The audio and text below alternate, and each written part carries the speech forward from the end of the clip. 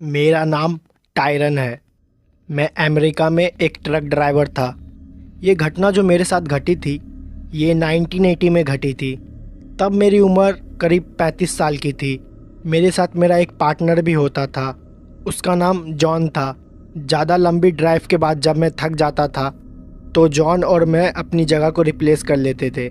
फिर कुछ दूरी तक वो ट्रक चलाता था। ये घटना ब्राज़ीलियन नेशनल हाईवे की है। जब मैं उस रास्ते से गुज़रता था तो वहाँ पे मुझे बहुत ही ज़्यादा अजीब लगता था। वो रास्ता अपने आप में ही बहुत भयानक है। वो हाईवे जंगलों से घिरा हुआ है। उस हाईवे का 20 किलोमीटर का एरिया पूरा जंगल में आता है। जब भी किसी ट्रकर को अपनी डिलीवरी जल्दी करनी होती है तो वो लोग वही रास्ता निकल जाते हैं। नेशनल हाईवे का वो रास्ता एक शॉर्टकट का है, जहाँ से वो लोग अपने डिलीवरी पॉइंट पे 2 घंटे पहले ही पहुँच जाते हैं। लेकिन वहाँ पे घटनाएं बहुत ज़्यादा अजीब होती है, इसलिए उन रास्ते पे कोई जाता नहीं है। बहुत लोग कहते हैं वहाँ पे लूट और चोरी बहुत होती है।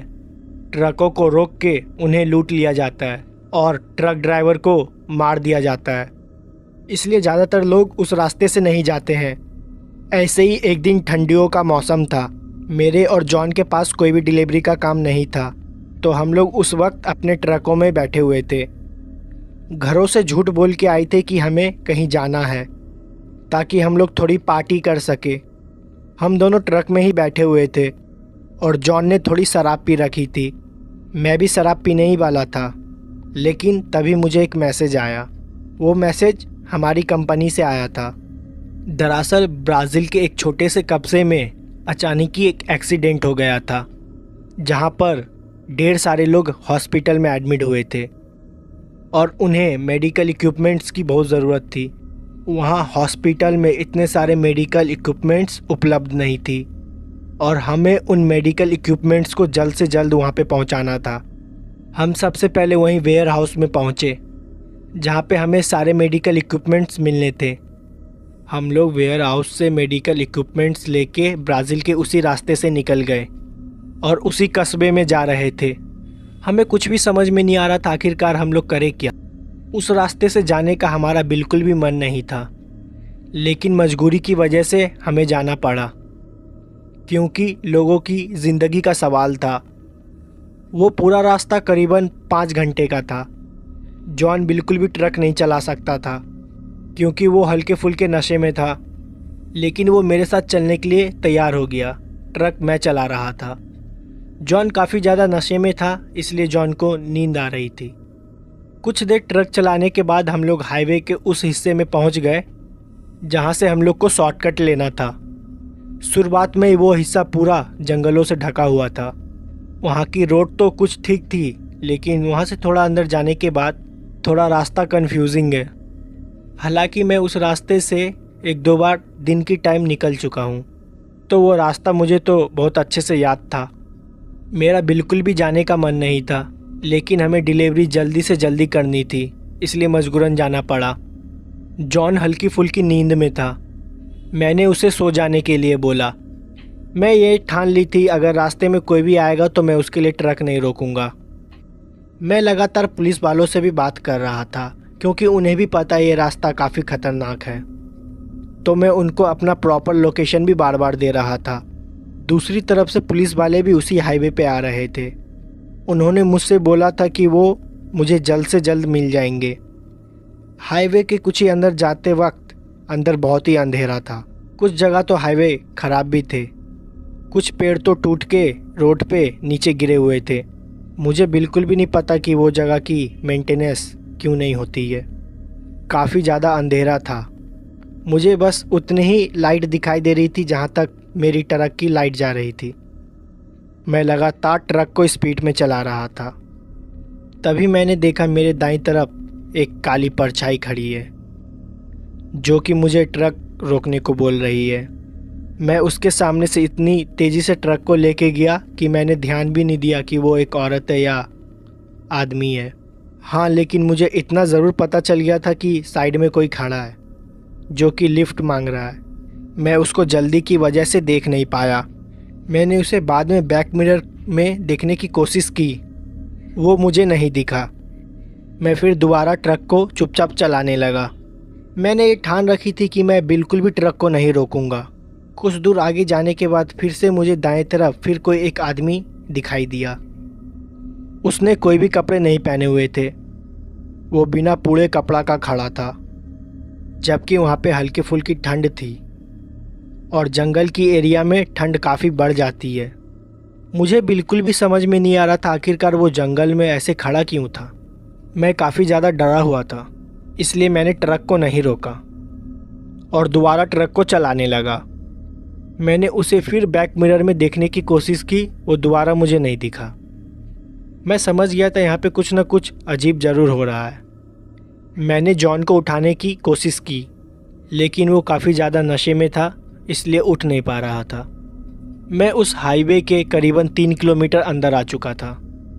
मेरे पास वापस जाने का और कोई ऑप्शन भी नहीं था, इसलिए मैंने सोचा दिए हुए लोकेशन पे जल्द से जल्द पहुंच जाऊं। उस एरिया में नेटवर्क भी नहीं आ रहा था, इसलिए मैं किसी से भी किसी तरह का कन्वर्सेशन भी नहीं कर सकता। इसलिए मैंने चुपचाप ट्रक चलाने पे ही ध्यान दिया। इन सब चीज़ों को नज़रअंदाज करते हुए मैं रोड पे जा रहा था और आगे रोड पे खून गिरा हुआ था और वो खून काफ़ी ज़्यादा मात्रा में है। मैंने उस खून को देखकर अपनी ट्रक की स्पीड थोड़ा धीमे कर दिया और मैं रास्ते भर उसी खून को देखते हुए जा रहा था। ऐसा लग रहा था किसी ने खून की नदी खुली छोड़ दी हो। पूरी रोड खून से भरी हुई थी। मुझे आखिरकार समझ में नहीं आ रहा था वहाँ पर ये सब हो क्या रहा है। मैं उसी को देखे जा रहा था। फिर मैं अचानक से देखा मेरे ट्रक के सामने वही आदमी आ गया जो कुछ देर पहले नंगा खड़ा हुआ था। वो आदमी मेरे ट्रक से कुचल गया और पूरी तरह से दब गया। उसकी चिल्लाने की आवाज़ भी मुझे सुनाई दी थी और मैं बहुत ही ज़्यादा डर गया था। मैंने तुरंत अपने ट्रक को रोका और अपने बगल में बैठे जॉन को जगाने लगा, लेकिन वो उठ ही नहीं रहा था और बहुत ज़्यादा नशे में था। मैंने तुरंत अपनी टॉर्च उठाई और ट्रक से नीचे उतर गया। हालांकि ट्रक से नीचे उतरने में मुझे बहुत ज़्यादा डर लग रहा था।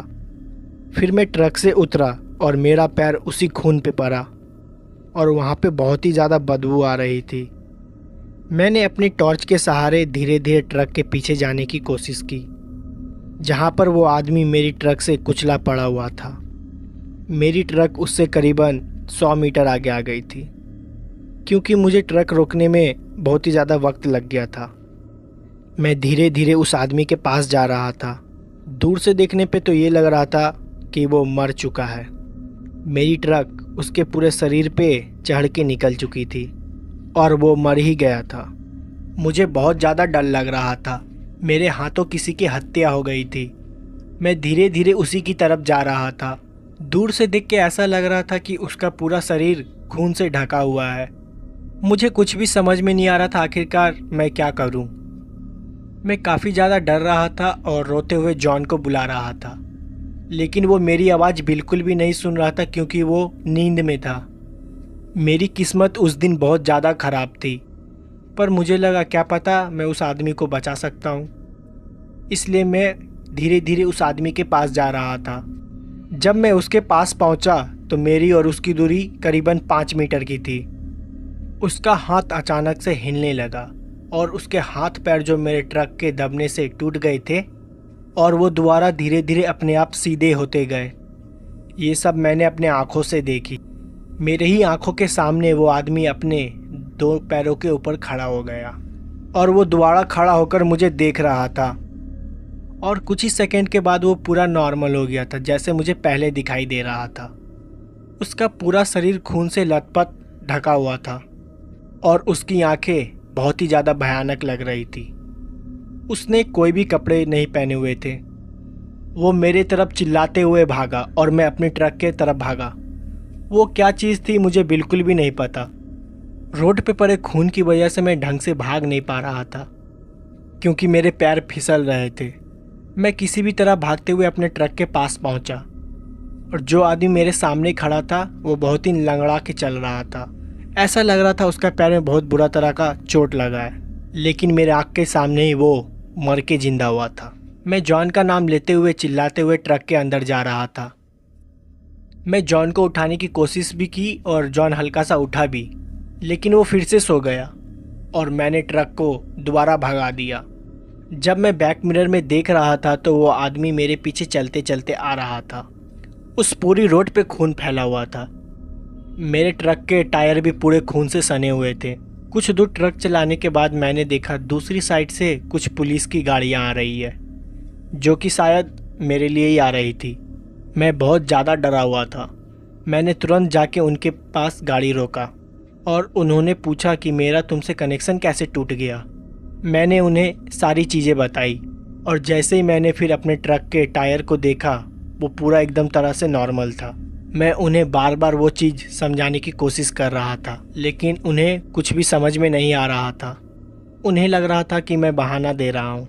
फिर उन पुलिस की कार में से एक कार उन्हीं जंगल की तरफ से गई जिधर से मैं आ रहा था। फिर वहाँ से इन्फॉर्मेशन आई कि वहाँ पे सब कुछ ठीक है और रोड पे कोई भी खून के दाग या छींटे कुछ नहीं मिले और ना ही वो आदमी और जिसको मैंने कुचल दिया था। वो लोग मेरी बात मानने के लिए तैयार ही नहीं थे। इस चीज़ पे उन्होंने मेरे से ज़्यादा बहस नहीं की। उन्होंने मुझसे कहा कि मेडिकल के सारे इक्विपमेंट्स जल्द से जल्द हॉस्पिटल पहुंचा दो, फिर वो उसके बाद मेरी रिपोर्ट लेंगे। मैंने वैसा ही किया। मैं काफ़ी ज़्यादा डरा हुआ था।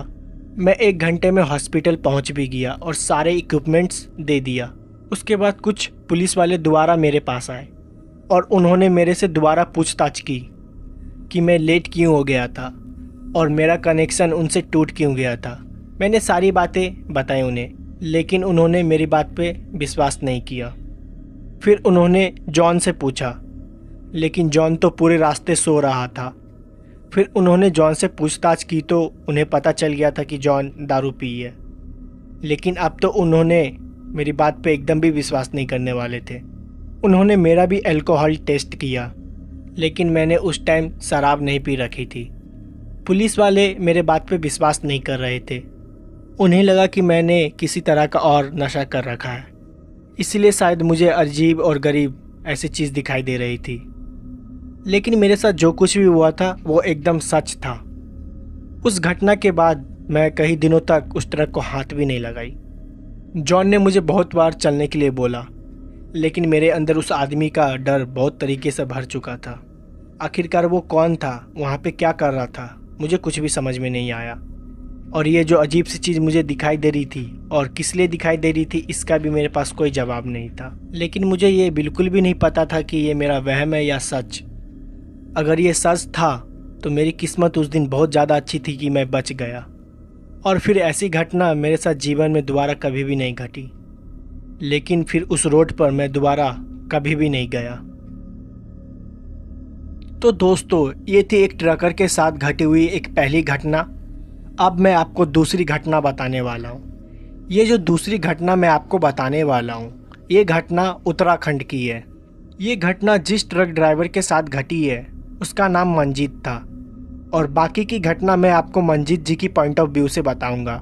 मेरा नाम मंजीत है और मैं इस उत्तराखंड में एक छोटे से सामान की डिलीवरी देने जा रहा था। मेरा एक बहुत ही छोटा सा ट्रक है जो कि आदमी लोकल सामान, लोकल ट्रांसपोर्ट के लिए यूज़ किया करते हैं। जब मुझे कोई भी ट्रांसपोर्ट के लिए सामान नहीं मिलता है तो मैं उसी ट्रक पे सवारियों को भी बैठा लेता हूँ। इससे मेरी कुछ इनकम हो जाती है। ऐसे ही मैं एक बार देहरादून की रास्ते पे जा रहा था। वो रास्ता गंगोत्री के लिए जाता था। उस रास्ता में मुझे कई बार सवारियाँ मिल जाती है। वैसे तो मैं छोटे मोटे सामान की ही डिलीवरी कर रहा था, पर बीच रास्ते में मुझे 2 औरतें मिली। उन्होंने मुझसे कहा कि मुझे उत्तरकाशी तक छोड़ दूं। उन दोनों औरतों ने बुर्का पहना हुआ था। रात काफ़ी ज़्यादा हो गई थी। उत्तरकाशी गंगोत्री के ही रास्ते में पड़ता है, और जहाँ पे मुझे ये दोनों औरतें मिली थी और वहाँ से उत्तरकाशी करीबन 50 किलोमीटर की दूरी पे था। मैंने उनसे कहा कि मैं उन्हें छोड़ दूंगा। मेरे आगे सीट नहीं था तो मैंने उनसे कहा कि मेरे ट्रक के पीछे वाली साइड में जाके बैठ जाए, और थोड़े बहुत सामान भी रखे हुए हैं तो वो वहाँ पे आराम से बैठ जाए, उन्हें कोई तरह की दिक्कत नहीं होगी। हम कुछ ही घंटे में उत्तरकाशी पहुँच जाएंगे। मैंने उनसे कोई पैसे की भी बात नहीं की थी। रात बहुत ज़्यादा हो गई थी और मुझे लगा कि मुझे उनकी मदद करना चाहिए।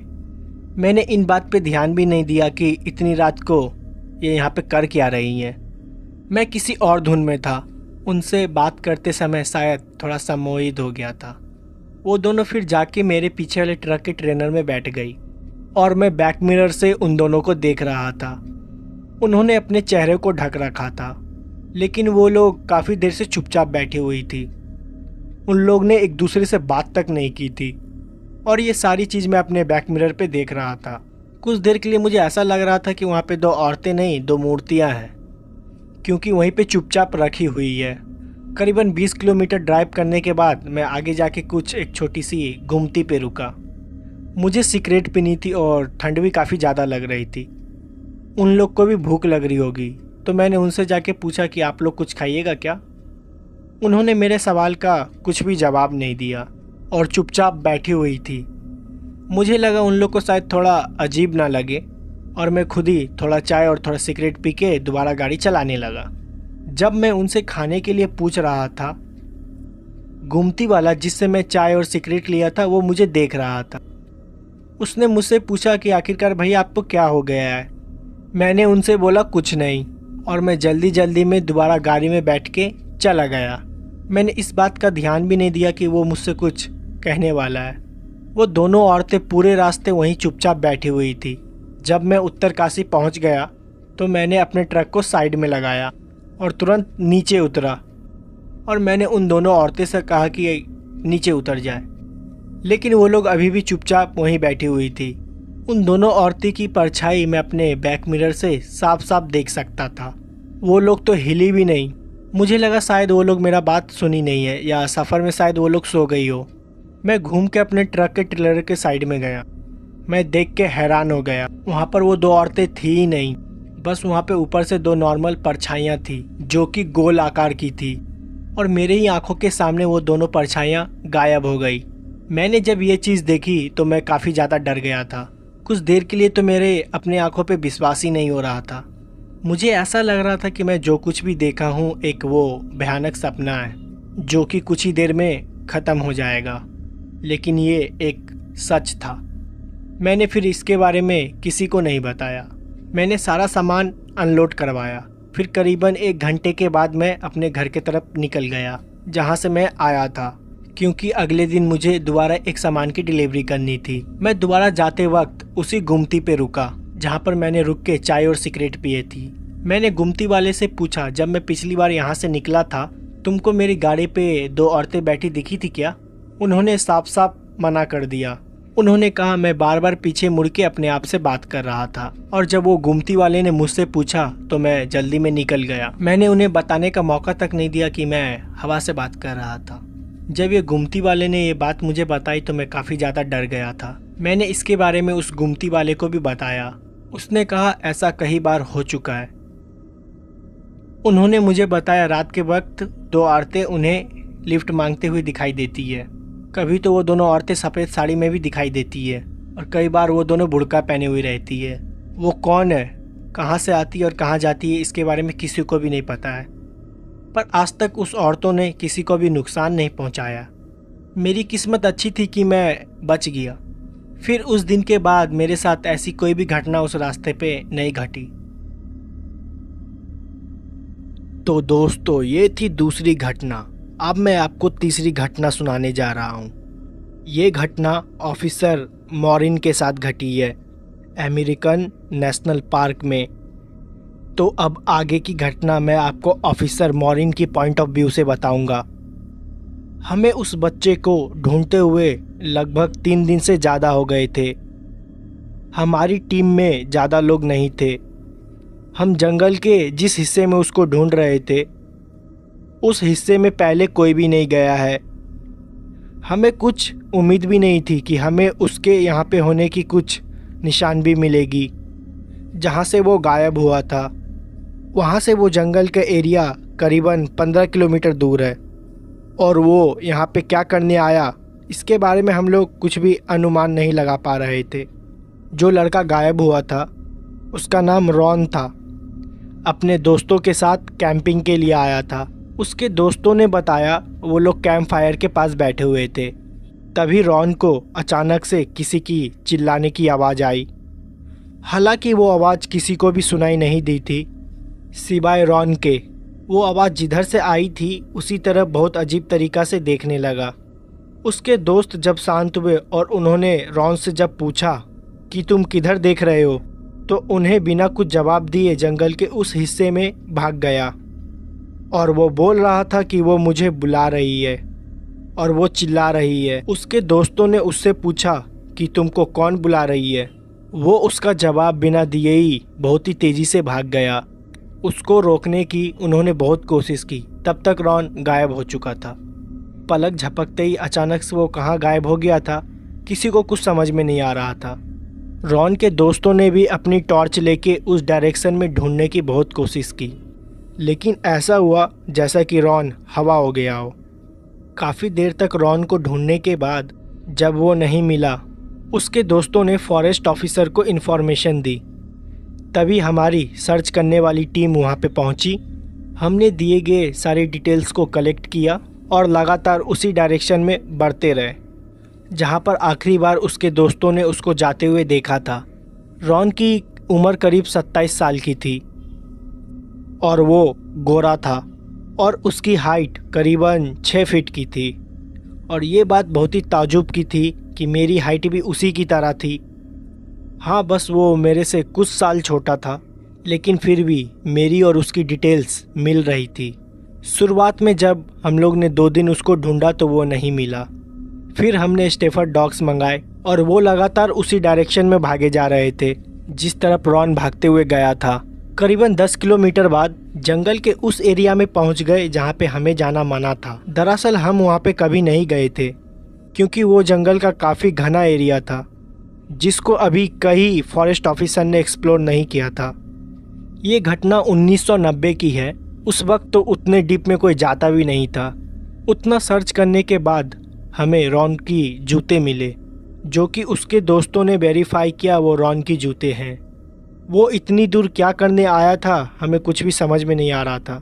हमें वहाँ पे रॉन की पैर के निशान भी मिले। एक पैर में उसने जूता पहना हुआ था और दूसरे पैर में कुछ नहीं। कुछ दूर हमने पैर के निशान का पीछा किया और वो पैर का निशान एक छोटा सा दलदल के पास आके ख़त्म हो गया। फिर उस दलदल के बाद हमें एक मोटे पैर के निशान मिले जो कि रॉन के तो बिल्कुल भी नहीं थे। वो निशानों को देख के इतना तो पता चल गया था हो ना हो रॉन यहीं कहीं है, क्योंकि हर कुछ मीटर बाद हमें रॉन के कपड़े या कुछ ऐसी चीज़ मिल रही थी कि हमें ये पता चले कि वो रॉन की ही चीज़ है। जिस वक्त हम जंगल के एरिया में खड़े थे उस टाइम हमारी टीम में कुल 4 लोग थे और हम लोग के पास एक स्निफर डॉग भी था और हमारे पास हमारी एक गन थी और एक टॉर्च। हमने प्लान बनाया कि हम चारों लोग अलग अलग डायरेक्शन में जाएंगे क्योंकि जहाँ पर रॉन के फुटप्रिंट्स ख़त्म हो गए थे कि वहाँ से हमें कुछ भी पता नहीं था कि हम लोग किधर जाएं। उसको ढूंढते हुए काफ़ी ज़्यादा दिन हो गए थे। अब हम लोग को वापस भी बुलाया जा रहा था क्योंकि हमें और भी ज़्यादा काम थे, लेकिन हमारा ये केस पूरा नहीं हुआ था। मुझे अक्सर अंदर से ऐसा महसूस हो रहा था कि रॉन मिल जाएगा। वो अचानक से कहाँ गायब हो गया किसी को भी कुछ नहीं पता। मेरे साथ जो कुत्ता था उसका नाम ब्रूनो था। मैं और ब्रूनो उसी डायरेक्शन में जा रहे थे जहाँ से हमें बड़े पैरों का निशान मिला था।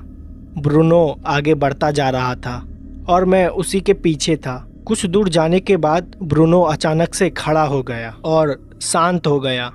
उसने कोई भी रिएक्शन नहीं दिया, बस एक बड़े से झाड़ के पीछे देख रहा था और उसी झाड़ की तरफ देख के भौंक रहा था। मैं उसे आगे जाने के लिए बोल रहा था पर वो वहाँ से आगे जा ही नहीं रहा था। फिर मैंने खुद झाड़ के पीछे जाके देखा तो वहाँ पे एक आदमी बैठा हुआ था। वो देखने में बहुत ही ज़्यादा अजीब लग रहा था।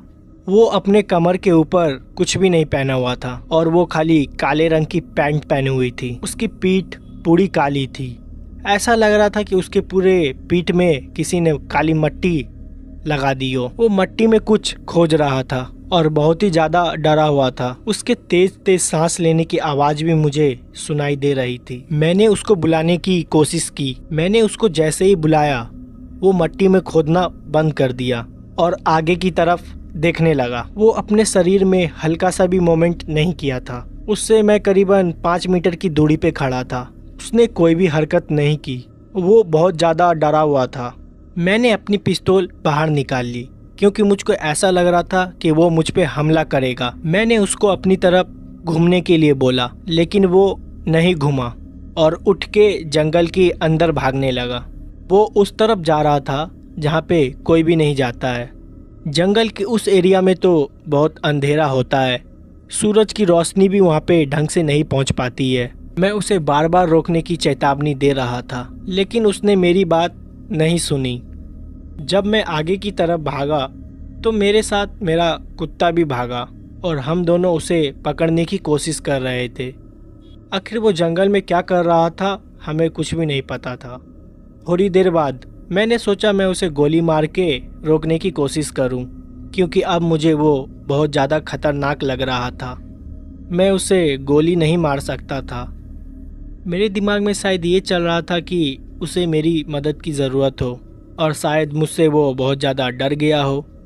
मैंने हवा में एक फायर किया और मेरी गोली चलाते ही वो उसी वक्त रुक गया। मैंने उसे पीछे घूमने के लिए बोला और वो तुरंत घूमा और उसको देख के मेरे हाथ से मेरी बंदूक छूट गई। वो आदमी जो भी था उसका शक्ल हूबहू मेरे से मिल रही थी। उसकी हाइट, उसकी आंखें, उसके चेहरे पे जितने भी बाल थे हूबहू मेरे से मिल रहे थे। मेरा कुत्ता लगातार उसको देख के भौंके जा रहा था और मैं उसे देख रहा था। कुछ देर के लिए मेरे हाथ पैर एकदम जम गए थे, लेकिन वो मुझे देखने में बहुत ही ज़्यादा डरावना लग रहा था। ऐसा लग रहा था कि वो मुझे मार डालेगा। मुझे कुछ भी नहीं समझ में आ रहा था कि मैं क्या करूं। वो मेरी तरफ कुछ देर के लिए मुझे घूर के देखने लगा और फिर मुझे कुछ भी याद नहीं। मैं बेहोश हो गया था। मैं जब बेहोश हो रहा था तो मैंने आखिरी बार उस आदमी को देखा था।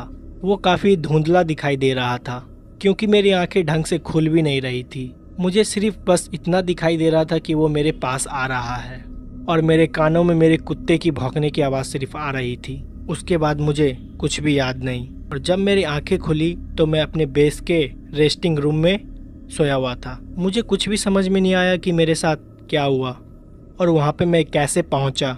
जब मैंने अपने गलीग से पूछा तो उसने मुझे बताया कि उस बच्चों को ढूंढते हुए मैं जंगल में चला गया था, लेकिन बहुत ज़्यादा अंदर चला गया था। जब मेरी कोई खबर उन्हें नहीं मिली तो वो लोग मुझे भी ढूंढने के लिए आए और मैं उनको चलते हुए मिल रहा था। मैं धीरे धीरे जंगल के बाहर चलता हुआ आ रहा था, कहीं खोया हुआ था। उन्होंने मुझसे बात करने की बहुत कोशिश की, लेकिन उनका जवाब मैंने कुछ भी नहीं दिया। फिर मैं उन लोग के सामने ही बेहोश हो गया और सच बताऊं तो मुझे ये सब कुछ भी याद नहीं है। मेरे साथ क्या हुआ और मैं अपने आप जंगल के बाहर चलते हुए कैसे पहुंचा, इसका मुझे कोई भी आइडिया नहीं था। मेरे साथ जो मेरा कुत्ता था वो भी मेरे साथ चल रहा था और ताजुब की बात तो ये है मेरे कुत्ते को भी इस सब चीज़ के बारे में कुछ भी भनक नहीं लगी। मैंने बहुत कोशिश की कि मेरा डॉगी मुझे किसी तरह का सिग्नल दे और बताने की कोशिश करे कि मुझे क्या हुआ था, लेकिन उसको कुछ भी याद नहीं था। वो ऐसा बर्ताव कर रहा था कि ऐसा कुछ कभी हुआ ही नहीं। जंगल का वो हिस्सा कहाँ था अब दोबारा मुझे तो मिल ही नहीं रहा था। मैं अपने आप को कुछ भी समझा नहीं पा रहा था क्योंकि मेरा दिमाग ढंग से काम नहीं कर रहा था। फिर इसके बारे में मैंने किसी से कुछ भी बात नहीं की और वो लड़का रॉन जिसको सब कोई ढूंढ रहे थे वो भी उन्हें एक पेड़ के नीचे बैठा हुआ मिला और वो भी एकदम शांत था। जब पुलिस वालों ने उनसे पूछा कि वो कहाँ भाग के गया था और वो इतने दिन से कहाँ गायब था तो उसके पास इसका कोई भी जवाब नहीं था। उसने बोला उसे कुछ भी याद नहीं है, उसको बस लास्ट सीन इतना ही याद है कि वो अपने दोस्तों के साथ कैंप फायर के पास बैठा था। तभी उसको अचानक से कोई आवाज़ सुनाई दी और अपनी तरफ बुला रही थी और वो फिर उस आवाज़ के पीछे भागते हुए चला गया। हम लोग के साथ क्या हुआ, हम दोनों के पास इसका कोई भी जवाब नहीं था और ये मेरी ज़िंदगी का सबसे खतरनाक रेस्क्यू था। इसके बारे में मैं किसी को कुछ भी बता नहीं सकता था, वरना लोग मुझे पागल समझते और मेरी नौकरी में भी कुछ दिक्कत आ सकती थी और इस राज को मैंने राजी रखा।